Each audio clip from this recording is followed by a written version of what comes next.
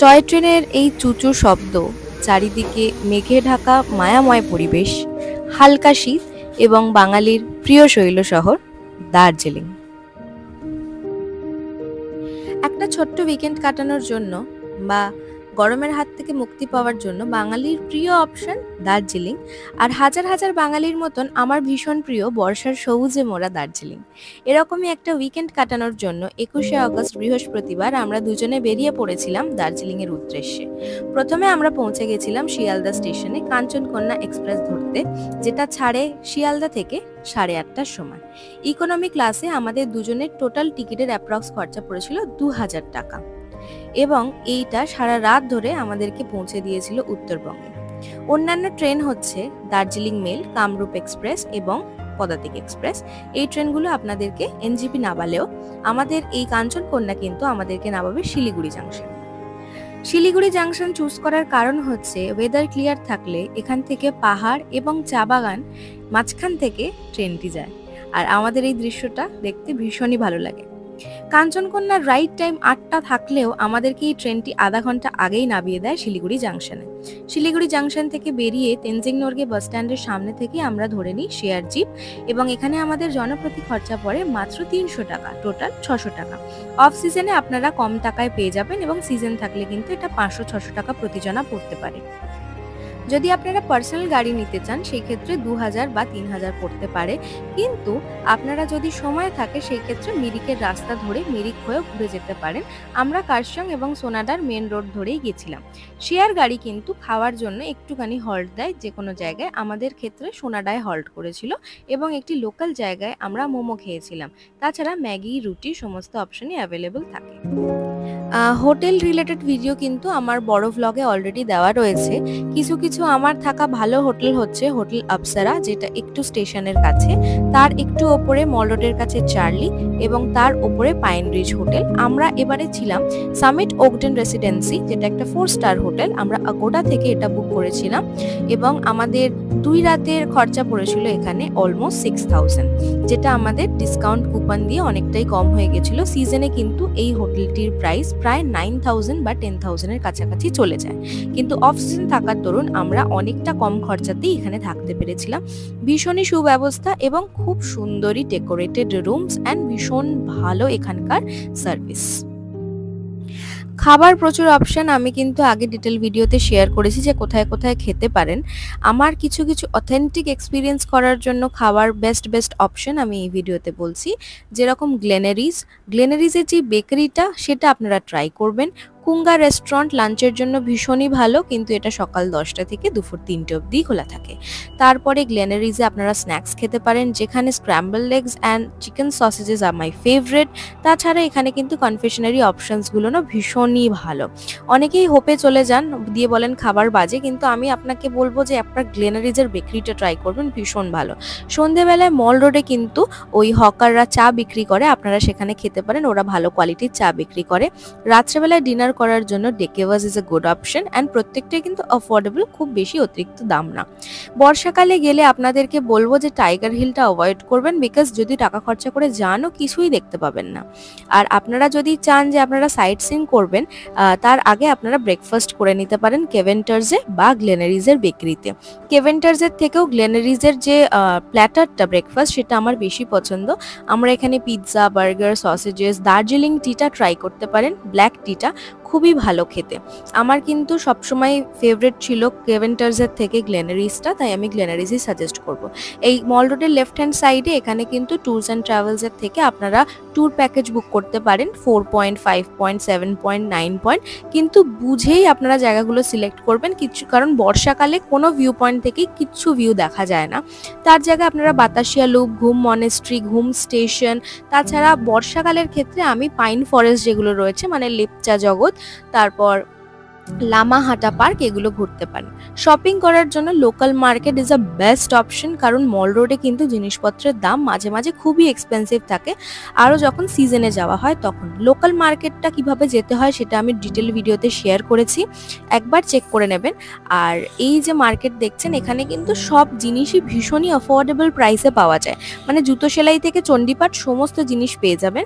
এখানে কিন্তু ফুল কিনে বুকে বানিয়ে ঘোরা বা হাতে নিয়ে ছবি তোলার একটা ট্রেন্ড রয়েছে, আমি লোকাল লোকজনকেও দেখেছি। আর এই ক্রোশের যে কিচেনসগুলো বা পুতুলগুলো, এগুলো এখানে সস্তায় পাওয়া যায়। এগুলো কিচেনগুলো মাত্র 100 করে লোকাল মার্কেটে বিক্রি হয়।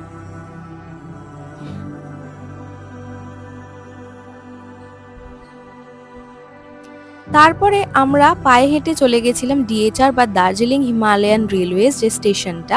এটা ফেমাস কিন্তু আগেও বলেছি শাহরুখ খানের জন্য, এখানে মেহুনা শুটিং হয়েছিল। এখানে আমরা কিছুক্ষণ টাইম স্পেন্ড করেছিলাম। যারা টয় ট্রেন চড়তে চান, এখানে দুরকম টয় ট্রেন অ্যাভেলেবেল আছে এবং রিজার্ভেশন করার টাইম হচ্ছে সকাল 8টা থেকে বিকেল 5টা অবধি। 1 ঘন্টা অন্তর অন্তর ট্রেন আছে, ডিজেল ইঞ্জিন স্টিম ইঞ্জিন দুরকমই রয়েছে। এখানে টাইম টেবিলটা শেয়ার করলাম, স্ক্রিনশট নিয়ে নেবেন। 1000 এবং 1500 ইচ টিকিটের দাম পড়ে। তারপরে আমরা আবার চলে গেছিলাম লাঞ্চ করতে। এখানকার কিন্তু চিকেন চপসিটা মারাত্মক ভালো খেতে, অ্যান্ড স্যুপ ডাম্পলিংটাও ট্রাই করতে পারেন। তারপরে আমরা চলে গেছিলাম গোল্ডেন টিপসে আমরা চা কিনতে। এখানে কিন্তু আপনাকে চা টেস্টিং করিয়েই ওরা চা কেনাবে। তো আমি আপনাদের সাজেস্ট করব যে কোনো টি গার্ডেন বা র্যান্ডম জায়গা থেকে চা না কিনে আপনারা নিজেরা টেস্ট করতে পারেন এবং চা কিনতে পারেন। এটা কিন্তু সম্পূর্ণ ফ্রি অফ কস্টে আপনারা ট্রাই করতে পারেন, এটার জন্য কোনো টাকা নেওয়া হয় না টেস্টিংয়ের জন্য। আমরা এখান থেকে টেস্ট করে চা কিনেছিলাম। আমরা এদিনকে কোনো সাইট সিন করিনি, কারণ আমরা এতবার দার্জিলিং গেছি, আমাদের আর সাইট সিন করার কিছু বাকি নেই। এরপরে রাত্রেবেলা যদি আপনারা শপিং করতে চান, মানে সন্ধ্যাবেলা, সেই ক্ষেত্রে গোর্খাল্যান্ড টেরিটোরিয়াল অ্যাসোসিয়েশনের যেটা বড় জায়গা রয়েছে, সেখানে কিন্তু পুরো লোকাল মার্কেটটাকে শিফট করে দেওয়া হয়েছে। এখানে কিন্তু আপনারা যে লোকাল ফুড আগে মল রোডে বসতো তাদেরকেও শিফট করা হয়েছে, ওখান থেকে লোকাল ফুড ট্রাই করতে পারেন। আমরা আবার চলে এসেছিলাম ডেকেভার্সে। এই বাওটা স্প্রিং রোলটা আপনারা ট্রাই করতে পারেন, ভীষণ ভালো। পরের দিনকে আমাদের ফেরার সময় ছিল, তো সকালবেলায় আমরা ব্যাগপত্র গুছিয়ে বেরিয়ে পড়েছিলাম। দেখতেই পাচ্ছেন যে কত সুন্দর একটা আবহাওয়া হয়ে রয়েছে। এই যে মিস্টিক একটা ওয়েদার, এটা কিন্তু শুধুমাত্র দার্জিলিংয়েই পাওয়া যায়, কারণ এই মেঘের খেলা, মেঘ আসছে যাচ্ছে, ক্লিয়ার হচ্ছে, এগুলো কিন্তু আমি সিমলা, হিমাচল, উত্তরাখণ্ড, মানালি কোথাওই পাইনি, যেটা এই দার্জিলিংয়ে রয়েছে।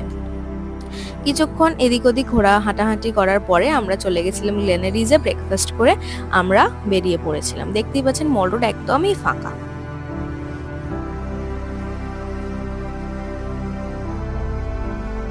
9টার সময় দার্জিলিংকে টাটা করে আমরা বেরিয়ে পড়েছিলাম এনজেপির উদ্দেশ্যে, কারণ আমাদের ফেরার ট্রেন ছিল এনজেপি থেকে।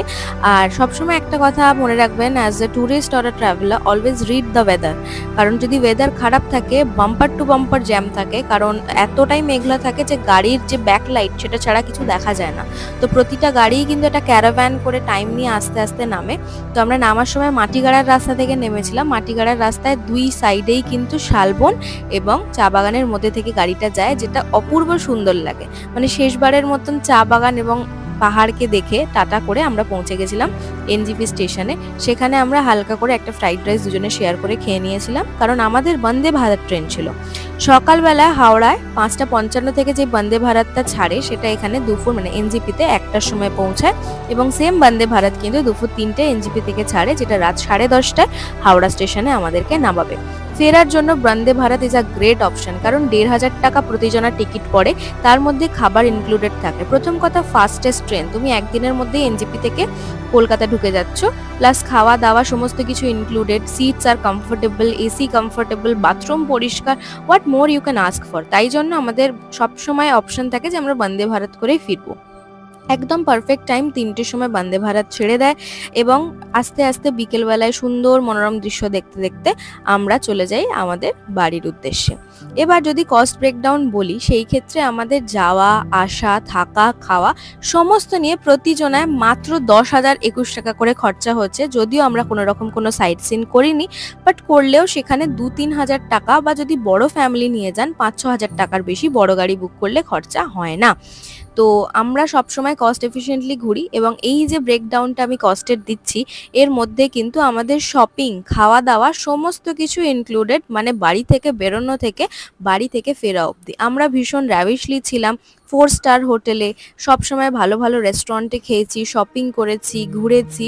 সেই সমস্ত কিছু ইনক্লুড করে ট্রেনে যাওয়া আসা নিয়ে আমাদের জনাপ্রতি খরচা হয়েছে 10,021 টাকা করে। টোটাল আমাদের 20,000 সামথিং খরচা হয়েছে। তো উইকেন্ড ট্রিপ করার জন্য এর থেকেও কমে কিন্তু ঘোরা যায়, যদি এর থেকেও কম খরচায় ঘুরতে চান, একটু কম দামি হোটেল এবং যদি একটু ভালো ভালো রেস্টুরেন্টে না খেয়ে একটু অ্যাফোর্ডেবল রেঞ্জে বা লোকাল ফুড খেয়ে কাটান, এর থেকেও কমে দার্জিলিং ঘোরা হয়ে যায়। কিন্তু যেহেতু এটা আমার বার্থডে ট্রিপ ছিল, আমরা কোনো রকম কোনো কস্ট কাটিং করিনি, যতটা যা ইচ্ছা করেছে ততটাই সেটা খরচা করেছি। এবং এই বন্দে ভারতে কিন্তু 4টের সময় স্ন্যাক্স এবং রাত্রি 8টার সময় ডিনারের ব্যবস্থা রয়েছে। ডিনার করতে করতে আমরা কিন্তু পৌঁছে গেছিলাম, তো আমাদের ফেরার সময় কোনো খাবার কিনতে হয়নি বা কিছু না। এখানে বন্দে ভারতে কিন্তু খাওয়ার অপশন ভীষণ ভালো থাকে। একটা ভাত থাকে, 2টো পরাঠা থাকে, ডাল, রুটি, চিকেন, তাছাড়া দই, জল। এরপরে কিন্তু আমাদের লাস্টে একটা আইসক্রিমও ছিল, যেটা আমরা খাইনি গলা ব্যথার জন্য। তো এই যে দার্জিলিংয়ের সামারি ব্লগটা আমি বানিয়েছি স্পেশালি যারা অ্যাজ আ কাপল ঘুরতে চাও বা ফ্যামিলি নিয়ে ঘুরতে চাও, ফ্যামিলি নিয়েও আমি ঘুরেছি সেমভাবে।